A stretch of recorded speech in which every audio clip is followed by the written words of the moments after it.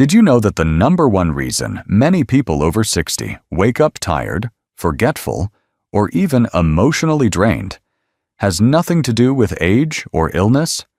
It's not dementia. It's not depression. It's something far more subtle. And it starts the moment you close your eyes. Every night, your brain enters a repair mode. But here's the truth. Most doctors forget to say, if you go to bed the wrong way, without giving your brain what it needs, it can't clean itself. It can't store memories. And over time, that gentle forgetfulness, it grows into something scarier. In Japan, one of the world's oldest doctors, a man over 100 still practicing, said something I'll never forget. The way you end your day is the way your brain begins the next. And that one sentence changed everything for me. Because you see, growing older doesn't mean growing foggy. Aging is natural, but losing your spark, your memory, your ability to think clearly, that's not fate. That's often neglect. Quiet, unintentional, but fixable neglect. So in this video, I want to gently walk you through 5 simple bedtime habits that could protect your brain, restore your memory, and help you sleep not just longer, but deeper and better. These aren't magic tricks. They're quiet rituals backed by real science and ancient wisdom. And they've helped thousands of older adults feel sharp and strong again. By the end of this video, you'll understand exactly why so many seniors struggle with brain fog, and how just one small change tonight could start reversing it. Now, if anything I say today resonates with you, leave me a comment below. I read everyone. And if you'd like to get more warm, practical health tips like this, go ahead and subscribe to the Health 365 channel. It means a lot to us, and we've got plenty more in store. All right, let me take you to where it all begins. And no, it's not in a bottle of pills or a gym membership. It starts right in your kitchen, with what you eat before bed. It's easy to think that skipping food before bed is the healthy thing to do. After all, so many diets tell you not to eat late. But the truth is, for people over 60, going to bed with an empty stomach might be one of the quietest ways we harm our brains without knowing it. You see, as we age, our brain's metabolism changes. It becomes more sensitive to fasting, especially overnight. A 2016 study published in the Journal of Clinical Endocrinology and Metabolism found that extended nightly fasting in older adults led to higher levels of cortisol, the stress hormone, and lower glucose availability, meaning the brain didn't have the fuel it needed to repair or store memory during sleep. In simple terms, it's like asking your brain to run a marathon with no water or shoes. Let me tell you about Mr. Yamamoto, a 74-year-old retired school principal in Japan. He was always sharp, loved crosswords, rarely missed a detail. But after following some Western weight loss advice, no food after 6 p.m., he began forgetting names, misplacing things, even waking up feeling groggy. His doctor, the legendary Dr. Hinohara, gently suggested a small change: warm tofu broth before bed. Nothing fancy, just gentle protein, warmth, and a moment of calm. Within weeks, Mr. Yamamoto's clarity returned. His wife noticed he was more present again. That's the power of a properly nourished brain. So what can you do tonight? Start small. About an hour before bed, prepare something easy to digest: a cup of warm miso soup with soft tofu, or a soft boiled egg with a few steamed greens. Avoid anything cold, sugary, or heavy. The goal isn't to eat more, it's to eat smart. This tiny act becomes a message to your nervous system. You're safe. You can rest now. And once you've fed your brain, the next step is even quieter, but just as powerful. Let's talk about the breath. Most people don't think about their breath. It just happens. But after 60, The way you breathe before bed can shape how deeply your brain rests, repairs, and remembers. You might be surprised to hear this, but your brain actually listens to your lungs. The rhythm of your breath sends signals that either say, "We're in danger," or "You can relax now." Let me explain. When we're stressed, even just quietly overthinking, we tend to breathe short and shallow. This keeps the nervous system in a state called sympathetic mode, or what doctors call fight or flight. But for your brain to clean itself at night, it needs the opposite, the parasympathetic mode, also known as rest and digest. A 2018 study in Frontiers in Human Neuroscience showed that just 5 minutes of slow, controlled breathing, specifically exhaling longer than you inhale, can increase parasympathetic activity, reduce cortisol levels, and improve heart rate variability, a key marker for better sleep and memory consolidation. In simpler words, your breath is like a light switch. Slow it down, and the body shifts into healing. I once spoke with a widowed gentleman named Robert. He was 78, healthy in body, but troubled by sleeplessness and constant mental fatigue. He told me, "My body is tired, but my mind won't stop spinning." I taught him a simple breathing technique used in Japanese heart practice. Inhale gently for 4 seconds. Exhale slowly for 6. Do it for 5 minutes, sitting or lying in bed, eyes closed, hand on belly. Within 2 weeks, he reported sleeping deeper and waking up clearer. His words were, "It feels like my brain finally knows it can rest." So tonight, after your light snack, sit in a quiet room. Place one hand on your belly. Breathe in gently, then breathe out even more slowly. Do this for just 5 minutes. Let each breath feel like a soft wave telling your brain, "You're safe, you're loved, you can let go." And when your breath begins to calm your thoughts, the space around you begins to matter more than you realize. Let's talk about creating a peaceful sleep environment. You can eat the right food. You can breathe the right way. But if your environment still shouts daytime, your brain won't believe it's time to rest.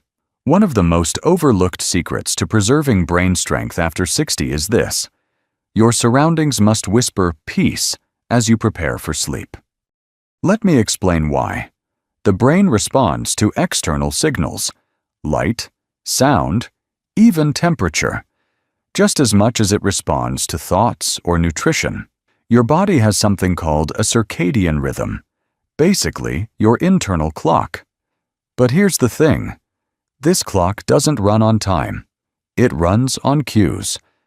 A study published in the Journal of Neuroscience in 2017 found that exposure to bright artificial light just 30 minutes before sleep suppressed melatonin production by up to 50%, delaying the onset of deep sleep and interrupting memory consolidation. And it's not just about light. Noise, clutter, even a loud TV in another room can keep your brain in a state of low-level alertness, unable to fully drop into its healing cycle. Let me tell you about Mrs. Laney, a 69-year-old painter I once met. She had a lovely home, but never realized how overstimulating her evenings were. TV blaring, phone in hand, scrolling news until the minute she turned out the light. She thought she had insomnia. But after making one change, turning off screens 45 minutes before bed and lighting a simple candle while reading poetry, her sleep transformed. "It's like my brain finally exhaled," she told me.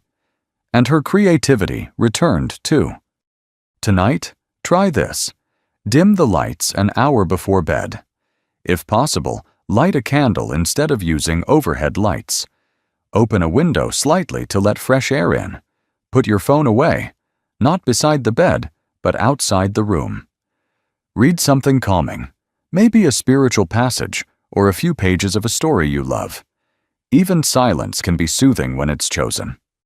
And when your space begins to feel like a sanctuary, there's one more quiet step you can take to deepen the peace. Not outside, but within. Let's talk about gratitude. There's something quietly powerful about ending your day with gratitude. It doesn't have to be dramatic. Just a moment, a pause, a whisper to yourself that says, "Today may not have been perfect, but there was still something good." And here's what's fascinating. Science agrees. Gratitude isn't just a feel-good emotion. It's medicine for your brain. A groundbreaking study from the Journal of Applied Psychology, Health and Well-Being found that people who wrote down just 3 things they were grateful for each night before bed not only slept longer, but experienced deeper, more restful sleep. Another study from UC Davis revealed that daily gratitude practice led to improved mood, reduced inflammation, and even stronger memory function, especially in older adults.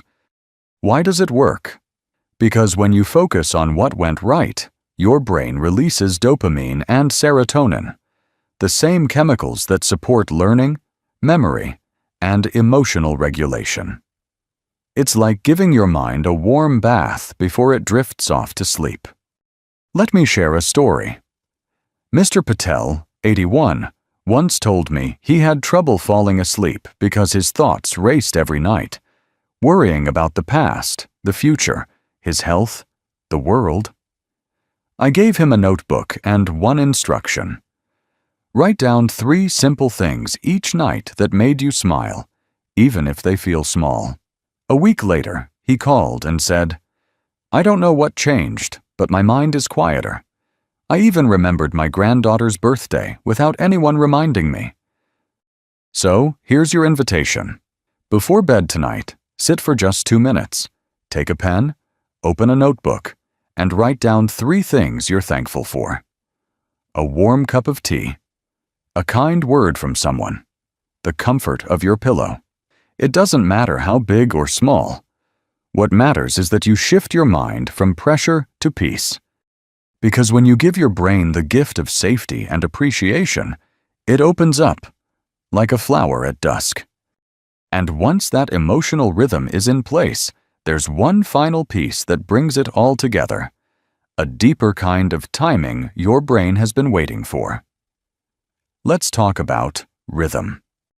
There's something your body loves even more than good food, deep breathing, or gratitude. It loves rhythm, predictability, a quiet, steady beat. It can follow day after day. That's how your internal clock, your circadian rhythm, knows when to heal, when to rest, and when to protect. The brain doesn't just operate on thoughts, it operates on timing. And when your bedtime routines are all over the place, one night dinner at 6, the next at 9, sometimes a book, sometimes a screen, your brain gets confused. It doesn't know when to enter repair mode. It stays in a holding pattern.